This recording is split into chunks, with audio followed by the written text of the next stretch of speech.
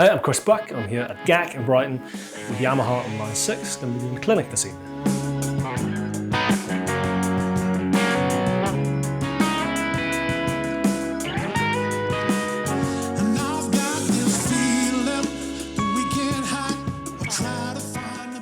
What inspired me to pick up a guitar? I think subconsciously, probably my old man. He's not really a player. He knows 3 chords, and at least 2 of those in the same chord, but played with different fingers. Yeah. But there were always guitars around the house, you know. It wasn't something that kind of felt alien because there was always an acoustic, there was always a Strat around or something like that, you know. So I guess when the time came then and other people in my school year maybe or whatever started playing guitar, it was like, oh, well, there's one of those around the house, let's give it a go. And as soon as I realised that lessons in school coincided with maths lessons, it was like, there we go, that's a no-brainer. It's the only thing I've ever done, you know. Inevitably you go through all the kind of childhood obsessions, whether it's football, rugby, skateboarding, or whatever. It's the only thing I've ever done where I felt like, okay, this kind of clicked, you know, this felt relatively easy. There was like a natural kind of level of aptitude or understanding there, you know, which I definitely couldn't say for skateboarding or cross country. So yeah, just kind of stuck with it, and here I am, 20 years later, still sticking with it. Biggest guitar influence would probably be Slash. Huge Slash fan growing up, you know, again, I've said it before, but Guns N' Roses was the first band that I think I discovered for myself. You know, prior to that, a lot of my music collection or my music influences had been derived from my parents, you know, whatever my old man was listening to or whatever my mother was listening to.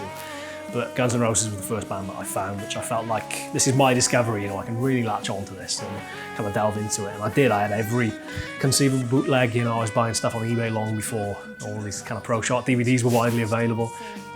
So really latched on to Slash in a big way and totally kind of went down the rabbit hole of analysing his playing, you know, his stance, his dress sense, everything about Slash was me when I was kind of 15, 16, you know. Outside of that then, my mother was a big soul fan of Motown, so there's a lot of, you know, Otis Redding or Sam Cooke or stuff my grandfather was listening to, even Nat King Cole, Ella Fitzgerald, Frank Sinatra. There was a fairly kind of broad, eclectic sort of range of influences, I guess, and ultimately you are just a product of your influences, so probably sound a little bit like all of the above without actually being able to sing anyway. So.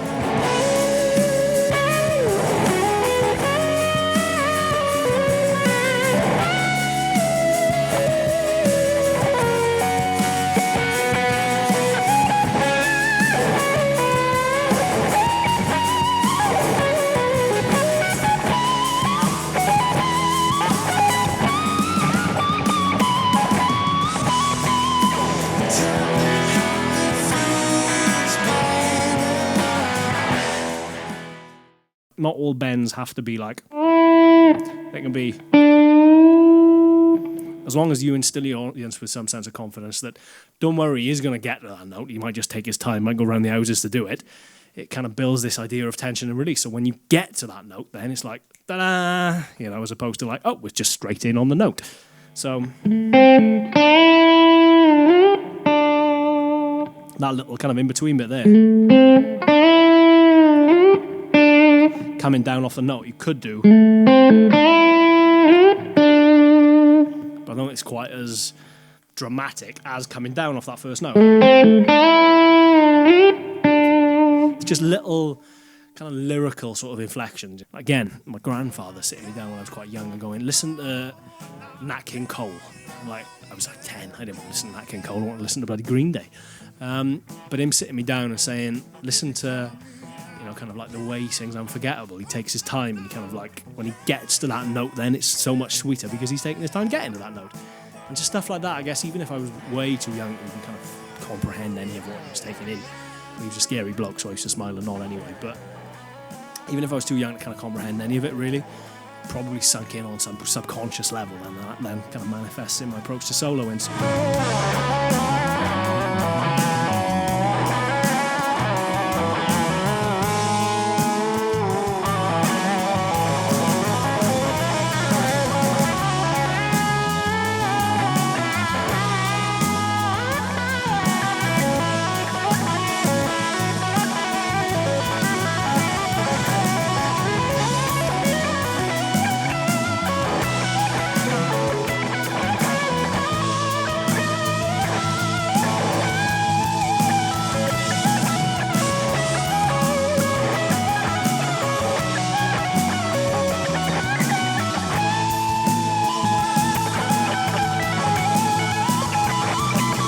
The first thing that drew me to Yamaha was when the Revstars were released out in 2015, I want to say. Tried one in a guitar shop and just was immediately attracted to it. I guess, you know, as much as playability and sound and all of the usual kind of caveats apply when it comes to a guitar, ultimately you have to kind of be attracted to the way it looks. And for me, I just found the Revstar particularly interesting in the sense that it's not a Strat, it's not a Tele, it's not a Les Paul, it's not anything derived or immediately or apparently derived from another model of guitar. So I thought, well, that's interesting because they're trying to do something original and trying to put their own stamp on it. Played it, fell in love with it, loved the kind of ergonomic simplicity about it, loved the layout, loved the sound. Just thought it was a very, very cool model guitar, and I said that was probably in 2015, 2016, so it's been the better part of 6 or 7 years, I guess. It's probably the most frequent, one of the most frequent questions I get is why Revstar? Because it seems like an unusual choice, I guess, for someone doing the type of music that I play. It's probably an obvious choice to go, well, it's a Strat guy for years, or a Tele, or something more traditional, I guess, music based in kind of traditional music, or not traditional music, but kind of old style music.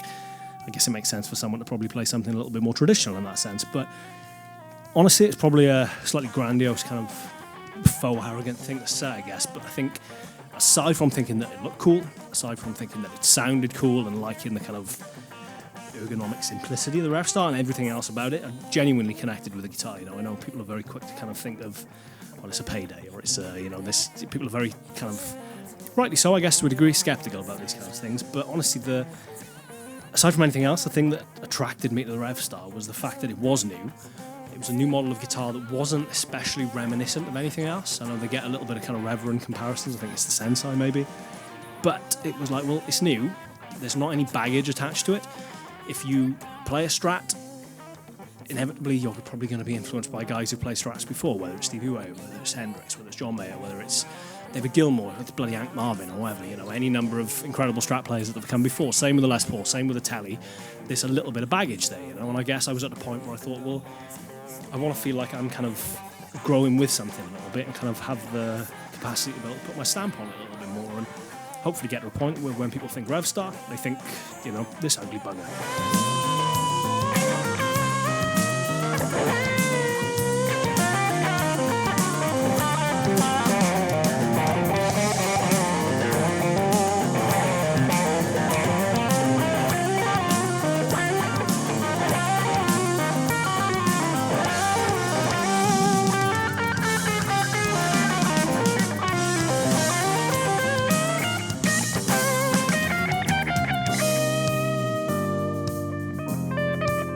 Advice for upcoming guitar players. Aside from don't, joking aside, you know, it's such a minefield these days trying to make a living from music. I guess if you want to take it to that kind of degree, that it is a kind of minefield, you know, and you have to have a relatively open mind to this idea of being the modern musician, you know, where it's not just, unfortunately, as much as I wish it was, it's not just playing guitar, it's not just rehearsing, writing and going out and touring, because that isn't necessarily sustainable, at least, you know, in a kind of viable financial sense for quite a while. So you have to do the social media game. You know, I'm on YouTube, I'm on Instagram, I'm on Facebook, I'm on, you know, kind of Bebo, whatever social media of the day, to be honest. It's a kind of 24/7 task, kind of upkeeping those. When I first picked up a guitar, I was absolutely obsessed with it. You know, it was something that kind of, at least for me, felt like this kind of, I found my purpose. You know, I found my raison d'etre and just threw myself into it, you know, and tried to expose myself to as many styles of music as possible, as many different styles of guitar playing as possible. Ultimately, you find what you want to do and kind of hone in on that, but at least initially, you know, you can't take in too much, especially invariably at the age when you first pick up a guitar, you are like a sponge, you know, your brain is so open to absorbing so much stuff that I think the more you expose yourself to and the more you listen to, the better. Just put the hours in, you know, there's no excuse or no replacement for the 10,000 hours ultimately. I wish there was. Cardinal Black Tour, we're hitting the road again in April. April, May, we're doing pretty much all of the UK, we're doing the Keeping the Blues Alive cruise then with Joe Bonamassa out in the Mediterranean in August. In the Netherlands, we've got quite a lot coming up throughout the year. And yeah, we're a relatively new band, you know, we've only been together 18 months, 2 years, I guess, at this point, you know, at least officially. So it's insane to go out and play to as many people as we do. And the last tour we did in October and September was just amazing. The response totally blew us away. So yeah, suffice to say, I'm definitely excited to get back out on the road.